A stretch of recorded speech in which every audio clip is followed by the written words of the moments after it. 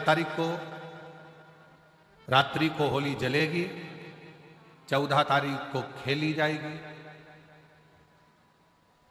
हमारे सीहोर में कुबरेश्वर बाबा के सुंदर आनंद में 5 मंदिर में हम भी केसरिया जल चढ़ाने के लिए बाबा को जाते हैं। महादेव की होली सीहोर में मनाते हैं। वो 15 मार्च की रहेगी। 3 जगह पर भस्म को जरूर लगाएं। भगवान विष्णु देव ऋषि नारद से कह रहे हैं 3 जगह। पहला मस्तक, भुकुटियों के बीच में आज्ञा चक्र होता है। यहां पर जब भस्म का तिलक लगाया जाता है तो व्यक्ति कभी धोखा नहीं खा सकता, कभी भटक नहीं सकता, मार्ग निश्चित कर लेता है। आज्ञा चक्र, गले के नीचे जो खड्डा होता है उस जगह पर विशुद्धि चक्र होता है। शिव महापुराण की कथा करिए, यहां विशुद्धि चक्र है। शरीर को फाड़ोगे तो कोई चक्र नहीं मिलना, पर केंद्र बिंदु विशुद्धि चक्र का होता है। यहां पर जो भस्म लगाई जाती है, अगर मान लो हमें कोई औषधि की जगह विष भी दे दे तो वो अमृत बन जाता है। तो यहां विशुद्धि चक्र, जहां भस्म लगे। तीसरा, वक्षस्थल, जहां पर अनाहत चक्र होता है। यह चक्र कैसा चक्र है? अगर कोई व्यक्ति आपसे नफरत करता है, कोई व्यक्ति आपके लिए अपशब्द कहता है, कोई व्यक्ति आपसे नफरत करता है, अनाहत चक्र पर त्रिपुंड लगाकर, अनाहत चक्र पर भस्म रमाकर अगर आप उससे 2 या 3 बार मिल लीजिए, कितना भी विरोधी होगा वो आपके पक्ष में आ जाएगा। अनाहत चक्र 3 चक्र हैं, आज्ञा चक्र, विशुद्धि चक्र, अनाहत चक्र। और ये 3 चक्र पर लगी हुई भस्म जीवन का सुख दे जाए, जीवन का। एक चीज और ध्यान करिए महाराज, जिस लड़का और लड़की का विवाह नहीं होता, मंगल हो गया, शनि हो गया, राहु केतु हो गया, या विवाह नहीं हो रहा है, उसके लिए भी कहा जाता है कि कहीं से आप प्रयास करिएगा, कहीं से अगर मौका मिल जाए, कहीं से आपको किसी रूप में अगर चांदी का पत्रा मिल जाए, चांदी का थोड़ा सा पत्रा, कोई वो कहते हमारे यहाँ बर्क कह देते, पर असली चांदी की बर्क चाहिए। आजकल तो भगवान पे भी जो बर्क लगाई जाती है वो भी नकली है।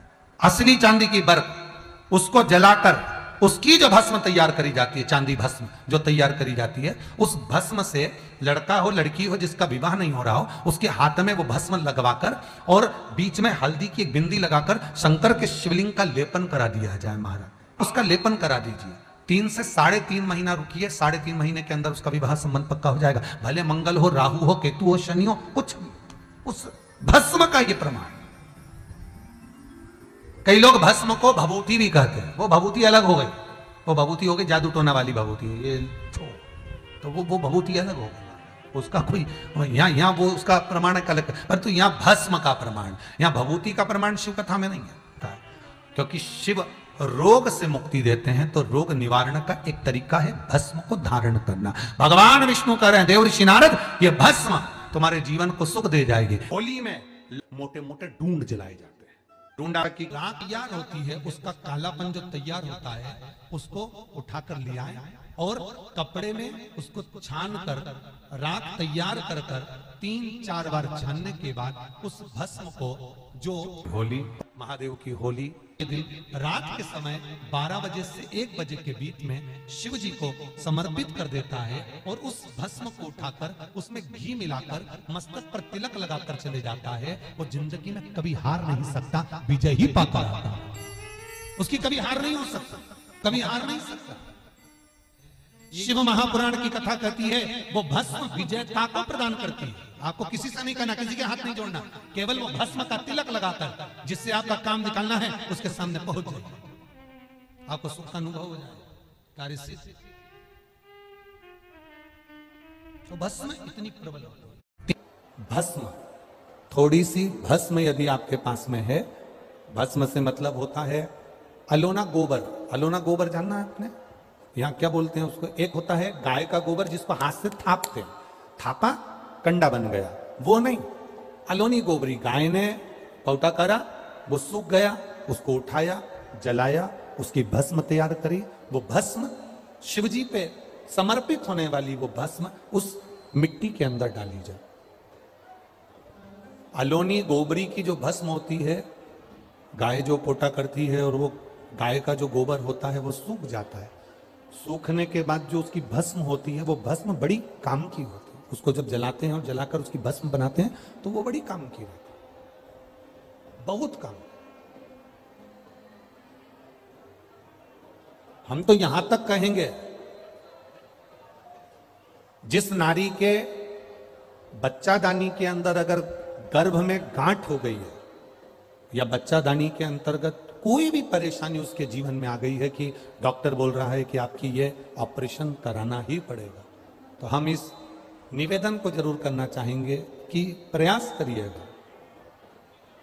देसी गाय जब गोबर करे, पोटा करे और वो सूख जाए, वो सूखा हुआ जो गोबर का पोटा रहे सूखा हुआ, उसको जलाकर उसकी भस्म तैयार कर कर देवादिदेव महादेव को समर्पित कर कर उसको उठाकर डिब्बी में रख लीजिए। एक डब्बी में उसको रख और उस भस्म को 7 दिन तक लगातार थोड़ा थोड़ा सा उस भस्म को अपने उदर पर त्रिपुंड का भाव, उस भस्म से त्रिपुंड का भाव कि मेरा महादेव मेरे गर्भ की रक्षा करेगा, त्रिपुंड का भाव, और उसी भस्म को मुख में थोड़ा सा लेकर देवादिदेव महादेव के चढ़े हुए जल का आचमन करिए।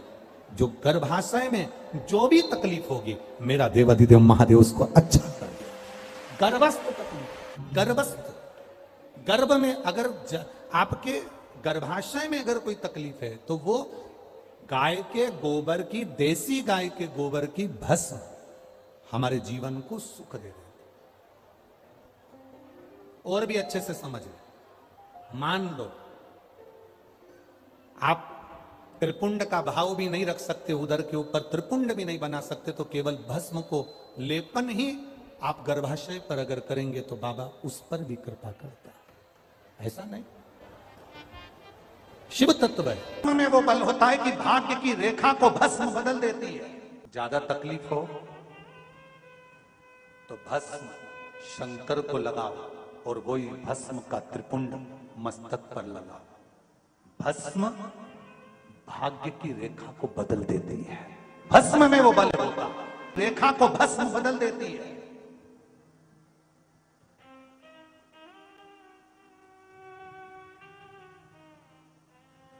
इसलिए नवरात्रे में माता जी की जब आराधना होती है तो वहां पर भी धूप छूटती है, उसमें भी भस्म एकत्रित होती है। उस भस्म को भी लोग पाते हैं। शिव मंदिर जाते हैं, वहां की भी भस्म लोग पाते हैं। दत्त मंदिर जाते हैं, वहां की भी भस्म लोग पाते हैं। गुरु गोरखनाथ जी का दर्शन करने के लिए गोरखपुर जाते हैं, वहां की भी भस्म लोग पाते हैं। संत, साधु, सन्यासी, तपस्वी, साधक जहां तप करते हैं वहां पर धूपाड़ा लगता है, वहां की भी भस्म लोग पाते हैं। वहां की भी भस्म लोग पाते हैं। भस्म साधारण नहीं होती कि भस्म कोई साधारण नहीं होती महाराज, भस्म कोई साधारण नहीं है। आप अगर शिव को भस्म समर्पित कर रहे हो और उस भस्म को आप धारण कर रहे हो, 2-10 तिलक आप लगा रहे हो, तो उसका कोई सुख उसका सुख जरूर प्राप्त होगा, उसका आनंद जरूर प्राप्त होगा। जिस भस्म को आप धारण कर कि आप चाहते हैं कि कोई रोग हमको ना घेरे, आप चाहते हैं कि कोई रोग हमको ना घेरे, और आपको लग रहा है कि कोई रोग ऐसा है जो घेर रहा है, या कोई शरीर में ऐसा रोग उत्पन्न होने वाला है, या कोई बीमारी ऐसी उत्पन्न होने वाली, तो उसके लिए सबसे सुंदर तरीका कि शंकर जी पर अलोनी जो गोबरी होती है, गोबरी जानते हो, कंडा, अलोना कंडा, अलोनी गोबरी, मतलब गाय ने गोबर करा और वो सूख गया, उसको थापा नहीं गया, हाथ से कंडा नहीं बनाया गया, गोबरी नहीं बनाई गई, केवल गाय ने गोबर करा, वो सूख गया, और वो सूखा हुआ जो गोबर है उसको जलाकर जो भस्म तैयार करी है, उसको जलाकर जो हमने राख तैयार करी है, भस्म बनाई है, उस भस्म को जो तैयार करा गया है, वो भस्म शिव को जो हमने समर्पित करा, उस भस्म को सफेद वस्त्र में लिया और बाबा पर शंकर जी का जो मंदिर आपके करीब में हो, शिव का जो धाम आपके पास में हो, माँ बाबा पर समर्पित करिए। उसी भस्म को हम उठा कर लिए। और यदि आप भस्म नहीं चढ़ा सकते तो कभी विश्वनाथ जाएं तो वहां से भस्म लिया, कभी उज्जैनी जाएं तो वहां से भस्म लिया। उस भस्म को हम यदि अपनी नाभि से वक्ष स्थल के मध्य में त्रिपुंड लगा लेते हैं, महीने में एक बार भी त्रिपुंड अपने वक्ष स्थल के नजदीक में नाभि से ऊपर अगर लगा लेते हैं, तो ऐसा कोई बड़ा रोग आपकी जिंदगी में प्रवेश कर ही नहीं सकता। इस शरीर के अंदर, इस शरीर के अंदर भस्म में जो सुख है, भस्म का जो आनंद है, भस्म का जो रस तत्व है, उसको समझिए।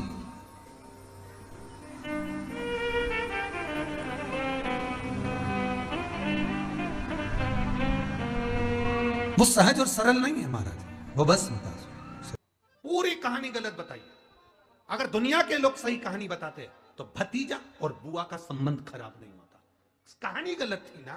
लोगों ने कहा, हिरण्यकशिपु ने अपनी बहन से कहा, बहन तू अपने भतीजे को गोदी में रखकर बैठ जा और चादर ओढ़कर बैठ जाना, तू बच जाएगी, तेरा भतीजा जल जाएगा। तो बुआ भतीजे को जलाने के लिए गोदी में लेकर बैठी। बोलो सही है कि गलत है? लोगों ने कहानी गलत बताई। होलिका, लोगों ने कहा उसने अपने भतीजे को जलाया। पहले तो होलिका का नाम तो निकालो कि होलिका का नाम क्या है। कथा वालों ने कह दिया हिरण्यकशिपु की बहन थी होलिका, वो अपने भतीजी प्रहलाद को गोदी में लेकर बैठ गई। वो प्रहलाद को हाथी के पांव के नीचे डाला, खोलते तेल में डाला, अग्नि में डाला, इसमें डाला, उसमें डाला, नहीं मरा। आखिरी में अपनी बहन से कहा होलिका, तो अपने भतीजे को गोदी में लेकर बैठ गया। पहले उस होलिका का असली नाम तो लाओ, जिस होलिका का नाम विष्णु पुराण में डूंडा लिखा है। क्या नाम लिखा है? डूंडा। होलिका का असली नाम लिखा है विष्णु पुराण में डूंडा। इसलिए आज भी होली में लकड़ी नहीं जलाई जाती, मोटे मोटे डूंड जलाए जाते हैं, क्योंकि उसका नाम डूंडा है।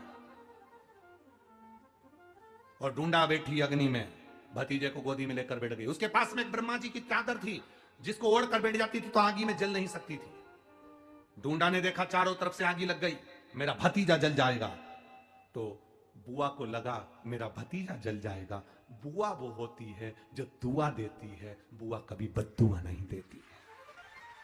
और डूंडा ने अपनी चादर को उतारा, आगी चारों तरफ से लग गई। बुआ को लगा मेरा भतीजा जल जाएगा, तो अपनी चादर उतार कर अपने भतीजे पे डाल दी और बुआ खुद जल गई, पर अपने भतीजे को नहीं जलने दिया। ये कथा है, पर लोगों ने उसको पूरी पलट दिया, पूरा पलट दिया। बुआ कब जलाई अपने भतीजे को?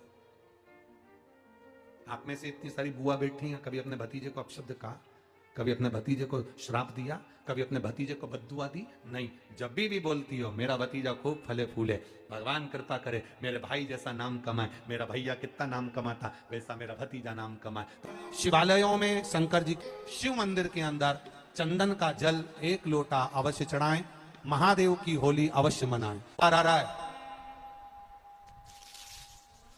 उस फागुन के त्योहार में मेरा देवादिदेव महादेव माता पार्वती के साथ होली खेलता है, मेरा कृष्ण कन्हैया राधा रानी के साथ होली खेलता है। आप भी अपने इष्ट मित्रों के साथ होली खेलिए और दिल से खेलिए। अरे सीहोर में, सीहोर जिले में एक होली होती थी, उस होली का नाम हमने पिछली बार बदल दिया था। कौन सी होली कर दी थी? महादेव की होली। पिछली बार हमारे सीहोर जिले में हमेशा होती आई थी वो होली, थोड़ा उसका नाम हमने चेंज कर दिया था, तो उसको महादेव की होली कर दिया था। मेरे सीहोर जिले के रहने वाले सभी रहवासियों से, जिले भर के निवासियों से निवेदन करना चाहूंगा, वो पुरानी होली को बंद कर महादेव की होली नाम दिया गया है। शिव मंदिर में जाना है, चंदन का जल शिव जी को 1 लोटा चढ़ाना। एक बात अपनी जिंदगी में उतार कर रखो, शंकर भगवान को घी का दिया भी लगाओ तो तुम्हारे घर में जो असली घी हो, थोड़ा सा भले 1 पत्ती लगाओ, भले इतनी सी बत्ती जलाओ, पर असली घी की जलाओ। शिव जी को अगर चंदन भी लगा रहे हो तो असली लगाओ। शंकर भगवान को चावल भी चढ़ा रहे हो तो असली चढ़ाओ। शंकर भगवान को अगर अष्टगंध भी चढ़ा रहे हो तो असली चढ़ाओ। केमिकल का कोई चीज मेरे महादेव को मत चढ़ाओ जिससे भगवान शिव की मूर्ति नष्ट हो। ऐसी कोई चीज मेरे महादेव को ना चढ़ाओ। अगर शंकर भगवान के साथ आप होली खेल रहे हो तो चंदन का पानी शंकर भगवान को चढ़ाइए, अष्टगंध का जल भगवान शिव को चढ़ाइए। तो करो तैयारी, आ रहा है त्रिपुंड धारी, महादेव की होली बड़े आनंद के साथ। मेरा निवेदन, अपने शिवालयों में, शंकर जी के मंदिरों में, सीहोर जिले के प्रत्येक शिव मंदिर के अंदर चंदन का जल 1 लोटा अवश्य चढ़ाएं, महादेव की होली अवश्य मनाएं। और भाव के साथ 5 मंदिर हम भी जाएंगे, कोई जुलूस नहीं, कोई क्रम नहीं, बस बाबा को आराम से जल चढ़ाना ही एक नियम है और बाबा को जल चढ़ाएंगे। आप सब बड़े आनंद के साथ महादेव की होली का स्मरण करिए। महादेव की होली के दिन बेलपत्री की जड़ के नीचे जाकर प्रयास करा करो कि लाल चंदन का जल, लाल चंदन को घिसकर कलश में उस चंदन को डालकर जल भरकर उसको बेलपत्री की जड़ के नीचे सींचन करने का प्रयास करा है कि धीरे धीरे कर कर वो दुख समाप्त होगा, वो दुख हटेगा ही। एक बहुत ध्यान देने वाली बात है कि अगर मान लो कि कहीं पैसा अटक गया है, नहीं आ रहा है, बहुत अथक प्रयास कर लिया, चंदन का जो जल होता है ये व्यक्ति के जीवन में जो धन कहीं रुक गया, अटक गया, नहीं दे रहा, बेलपत्री के वृक्ष के नीचे, जड़ के नीचे सींचन करने से वो प्राप्त होगा। अथर्ववेद में वर्णन किया गया कि पीपल के वृक्ष की जो जड़ होती है, बेलपत्री के वृक्ष की जो जड़ होती है और आंवले के वृक्ष की जो जड़ होती है, इसके नीचे स्वर्ग का निवास होता है। किसका निवास है? स्वर्ग का निवास। जहां पर ये वृक्ष होता है और उस वृक्ष के नीचे बैठकर हम जब किस जल का सींचन कर रहे हैं, जैसे अभी आपको कहा था कि जल में अगर लाल चंदन मिला हो रहा, बेलपत्री के जड़ में सींचन कर रहे हैं तो लक्ष्मी की आवक बढ़ेगी। कहीं पैसा अपना अटक गया, नहीं आ रहा, आएगा। पीपल की जड़ में इत्र का जल, पीपल की जो जड़ होती है उसमें इत्र का पानी, थोड़ा सा जल, उसमें थोड़ा सा इत्र का भाग हो महाराज, और आप भगवान पीपल देव, पीपलेश्वर महादेव का स्मरण कर कर पीपल की जड़ में अगर जल चढ़ा रहे हैं और मान लो शरीर में कोई कष्ट हो गया है, शरीर में कोई रोग हो गया है, कोई मालूम पड़े ये हाथ 4 दिन से दुख रहा है या 4 दिन से ये नस दब गई है या ये कमर दब रही है, तो आप 2-4 दिन कर देखो। कलश के अंदर जल, जल में इत्र का थोड़ा सा भाग, पीपल की जड़ के नीचे आप उसका सींचन करिए पीपलेश्वर महादेव के नाम से। उस जल को थोड़ा सा भाग लेकर आ जाओ उसी में से जो चढ़ाया है, और उस स्थान पर जहां कष्ट है उसको लगाना प्रारंभ करिए। 2 दिन 3 दिन कर देखो। प्रैक्टिकल करने में क्या जाता है, सीवर वाला महाराज झूठ बोल रहा हो तो कभी कभी अगर ऐसा लगे जीवन में कि दुख बहुत ज्यादा आ गया है, बहुत तकलीफ आ गई है, तो लाल चंदन को घिसकर उस लाल चंदन का लेपन भगवान शंकर पर कर कर फिर पानी चढ़ाओ। अगर कोई संकट भारी है और नहीं कट रहा, जैसे किसी नारी का गर्भ नहीं ठहर रहा, 15 साल हो गए, 20 साल हो गए, 25 साल, जैसे इसने लिखा एक माता ने कि 18 साल की बेटी हो गई थी पर संतान में पुत्र नहीं, तो उसने भाव से कथा सुनी। ऐसे आपके भीतर अगर 20 साल हो गए, 25 साल हो गए, 30 साल हो गए, संतान का सुख ही नहीं है, लाल चंदन का लेपन बाबा भोलेनाथ पर करना प्रारंभ करो। पीठिका पर लाल चंदन का लेपन करना प्रारंभ करो। लाल चंदन से बाबा का श्रृंगार करना प्रारंभ करो। एक बेलपत्री पर लाल चंदन, दोनों पत्ती नीचे वाली, जो नीचे की जो 2 पत्ती होती है इस पे लाल चंदन, और बीच वाली पत्ती पर पीला चंदन लगाकर बाबा के शिवलिंग को समर्पित करिए। बाबा से प्रार्थना करिए, रोज प्रार्थना करो। परंतु एक बात का स्मरण रहे, 25 साल हो गए, 20 साल हो गए, 30 साल हो गए, संतान नहीं, तो पहले जल से अभिषेक कराना, अभिषेक कराकर उस जल का आचमन करने के बाद हाथ को खासा करना, धोना, उसके बाद में फिर वापिस बाबा का स्नान कराओ, फिर चंदन का लेपन कराओ, फिर 1 लोटा जल चढ़ाकर बाबा का स्नान कराओ। बाबा का बड़ा सुंदर भाव से लाल चंदन से जो अभिषेक करता है, बाबा को लेपन कर कर फिर जल चढ़ समर्पित करता है, निश्चित है उसकी गोदी मेरा देव अधिदेव महादेव जरूर बढ़ता है, निश्चितता है।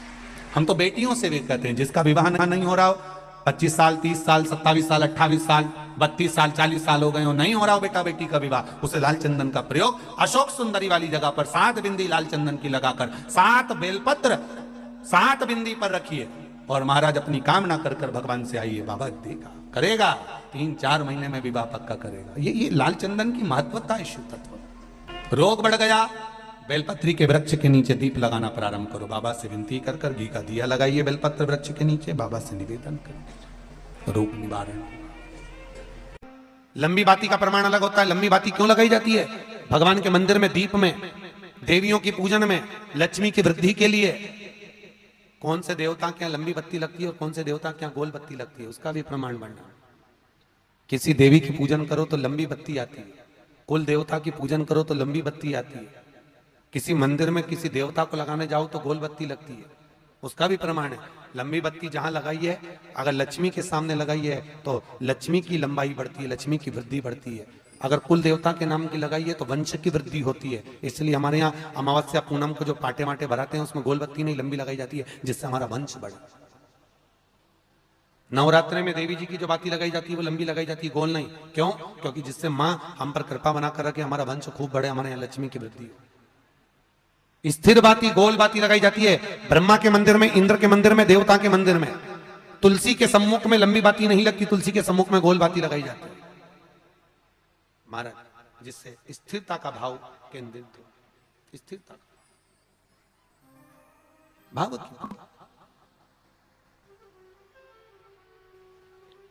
पीपल के वृक्ष के नीचे कभी लंबी बाती नहीं लगती, बड़ के पेड़ के नीचे कभी लंबी बाती नहीं लगती, आंवले के पेड़ के नीचे कभी गोल बाती नहीं लगती। आंवले के वृक्ष के नीचे लंबी बाती लगना चाहिए, धन की वृद्धि, सुख समृद्धि। तुलसी के पौधे के नीचे लंबी नहीं लगती, गोल बाती लगती। बातियों का भी प्रमाण है। दोस्तों, इस वीडियो के माध्यम से आप लोगों को कृष्ण गुरु जी द्वारा बताया श्रीमद पुराण का पाठ बताई जा रही है। लोगों को वीडियो पसंद आए तो लाइक शेयर सब्सक्राइब करना न भूलें। धन्यवाद दोस्तों। हर हर महादेव।